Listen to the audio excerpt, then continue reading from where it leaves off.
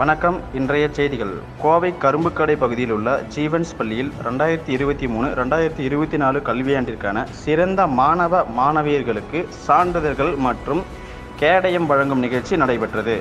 இந்நிகழ்ச்சியில் சிறுபான்மையினர் நலன் மற்றும் வெளிநாடு வாழ் தமிழர் நலத்துறை அமைச்சர் செஞ்சி KS மஸ்தான் சிறப்பு விருந்தினராக கலந்து கொண்டு மாணவ மாணவியர்களுக்கு சான்றிதழ்கள் வழங்கினார்.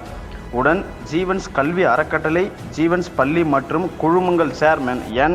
அப்துல் அஜீஸ், தமிழ்நாடு சிறுபான்மை உறுப்பினர் தலைவர், பல்சமய நல்லுறவு இயக்கம் சாஜி J. முகமது ரஃபீக், ஏர்போர்ட் தணிக்கை ராஜேந்திரன், காரமடை அரங்கநாதர் கோவில் அறங்காவல உறுப்பினர் ஒருங்கிணைப்பாளர், பல்சமய நல்லுறவு இயக்கம் MM ராமசாமி, கழக நிர்வாகிகள், பள்ளி ஆசிரியர்கள் உட்பட பலர் கலந்து கொண்டனர்.